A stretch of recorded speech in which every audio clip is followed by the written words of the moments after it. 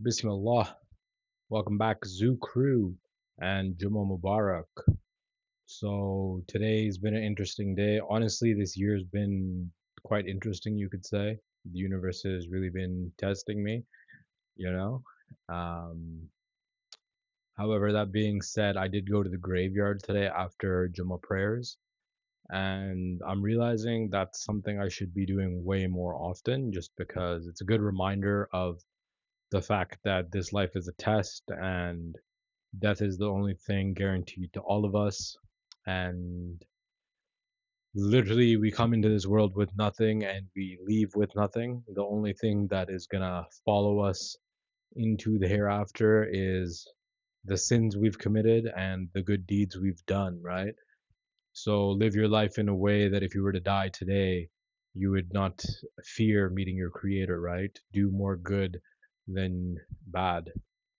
And I guess the main theme of this year so far has been discipline and discipline of will, discipline of perception, discipline of action, right? So uh, I got pulled into a lot of chaotic, dramatic loops yesterday, and I was feeling very alone, and I wanted, and like, just given the way I was raised, like when I feel alone, like I'll go out of my way and try and like get some kind of a reaction out of people, you know?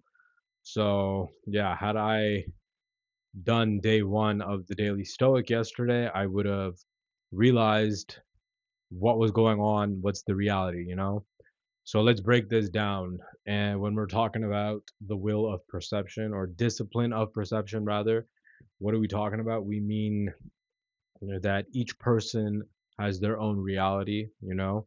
And when you're arguing with somebody and you're winning the argument, what you're doing is destroying the other person's reality. So you should be kind to that person, right? Especially like depending on how old they are, because their reality is the only way they've known how to live for their entire life. And when you shatter somebody's reality, it's a very hard thing to accept, you know? And like we've used this example before where there's a spider that has a web and now a fly gets stuck in the web, right? So the spider's reality is, oh, sick, I just caught lunch. The fly's reality is, oh shit, I'm about to be lunch, right? Both of these realities are true to each of these people. So everybody has their own perception of the world and the way they see the world, right? So there's no right or wrong way to live. There's just people living the way they want, you know, and everyone is here for the first time. Nobody came with a rule book, nobody had a guidebook. Well, actually, I guess that's not true because, like, religion is your guidebook, right?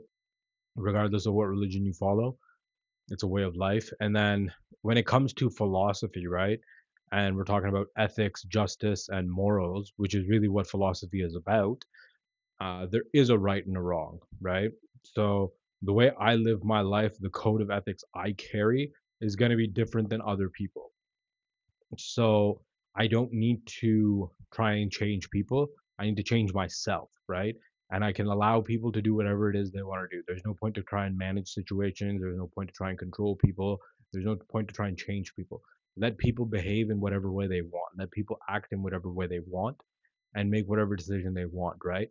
All we can do is observe their actions and then decide accordingly. Like, do I want to have this person in my life or do I not want to have this person in my life? Right. And then create the space or close the distance. Either way. When we're talking about the discipline of action, it's about doing what you know is right and doing what you have to do regardless of how you feel, and understanding that other people's actions are a reflection of their own internal state and their reality, right? Somebody's action doesn't determine your self-worth, it doesn't determine your value, etc. And like most actions don't require a reaction, right? So let people act in whatever way they want. You figure out what direction you want to go in life and then you act accordingly, right? Set your own code of morals, set your own code of honor, code of ethics, etc. You know, and then just make actions that are going to move you forward. And again, this is what discipline of the will means, right? It means living with like a sense of justice, a sense of morals and ethics, figuring out where you want to be in life, and then aligning everything you do in your life to help you get to that goal, right? Because most people live very reactive lives, they're not intentional. And a lot of the chaos that comes into their life is because of this lack of alignment, right? And myself included, when I'm not living from my core or I'm not living an aligned life, everything is going chaotic. And for the last few weeks, literally since like Saskatoon, I haven't been maintaining my discipline. I've become very complacent. I've become very soft, and I've reverted back to my old tendencies, right? So people pleasing, letting my abandonment wounds fester, letting just myself go, because I was enjoying life, I was enjoying the moments, and then now I paid the price for that. So everything worth having in life is going to cost you something. So what are you willing to sacrifice today for the life you want tomorrow, right? And if you don't sacrifice things along the way, the things you want will become the things that get sacrificed, you know? And I guess like the main theme from like Daily Stoic for January 1st was education is freedom. And I guess it's very on the nose considering yesterday we were talking about education. And I know a lot of people might think like I'm very anti education. It's not that I'm anti education or even anti university, right? What I'm against is people who think once they have a degree, they don't need to learn anymore. What I'm against is people just being brainwashed. I'm against people who memorize like books or like, yeah, like books and then just regurgitate the information, but didn't actually learn anything, right? And the way the modern school system is, that's literally what it is. You memorize a bunch of facts, you write a test, and that's it. Like you didn't really learn anything. And this is why I think like if you want to have like a peaceful life, you want to have a happy life, you want to be successful in your relationships, you want to be successful in your career or like in anything, you need to study philosophy because philosophy is going to teach you how to think, it's going to give you a way of life and it's going to help you determine between right and wrong, you know? And like there's many types of philosophy and when like we talk about stoic philosophy it's become very trendy and people just think oh like it means to be emotionless and that's not what it means at all. It's just that I think everything with time gets a bad rep and there's like the philosophy you'll learn in a classroom and then there's the philosophy that you learn and implement in your day-to-day life, right? And there's countless people throughout history who have carried philosophy books with them into battle and they've implemented philosophy in their life. And I guess while we're talking about philosophy, we can talk about Al Ghazali. So this is a Persian philosopher, theologian, scholar, like multiple things, like a polymath, you could say. And this is somebody I kind of just randomly stumbled upon while going down the YouTube rabbit hole. And the main video of his that I enjoyed was his take on morality and money, right? And we've kind of briefly touched on this in some other past videos. But the reason I find this funny is because somebody gifted me a book by him like years ago, probably in like 2016. And I never once opened it. And I didn't pay any attention to it. I didn't give it any mind. And then sure enough, I stumbled across this book today because I remembered.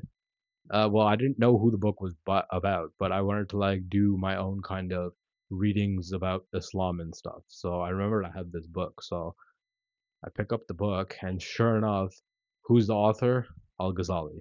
So the universe works in very mysterious ways, especially given that like I feel literally since January 1st, the universe has been testing me, just literally putting me through the ringer, to the point where like even today, like I was supposed to have therapy and then my therapist didn't show up. So I'm like freaking out initially, like, oh shit, like I'm going through so much shit, like this would be the day I need therapy. And then he didn't show up and I'm just like, all right, well, like I guess I'll go on with my day. And then I'm like literally being like, oh, the universe hates me. And then boom, the universe gave me this gift of a book, or reminded me rather of this book, you know? Also, so I did film this whole video initially, but for some reason, like halfway through the video, like the camera dropped and it's like you just see my like chin and lower. So I'm redoing the video. The first one, in my opinion, was pretty good. And we talked about a lot of cool things. However, it's like 9:30 and I wanted to be asleep by 9 o'clock. So had the first video recorded properly, I would be asleep by now because I need to put my whole routine back together, and I need to maintain my discipline. And discipline is like a muscle; you got to train it consistently. And yeah, so I'm not gonna like go ramble. I'm not gonna talk about anything else really. Um, I really wish the first video recorded properly, but it is what it is. Maybe it's time for me to upgrade my camera setup, and this way, I don't have to worry about running out of storage or like the camera dropping or like at least maybe setting up like some kind of a way so I can see what it's recording. Because when I'm recording with my iPhone, I use my back camera. So I have no idea what's on the screen. But it's a moot point and I'm tired. So I'm going to go. Zoo Crew, that's it for today. Peace out.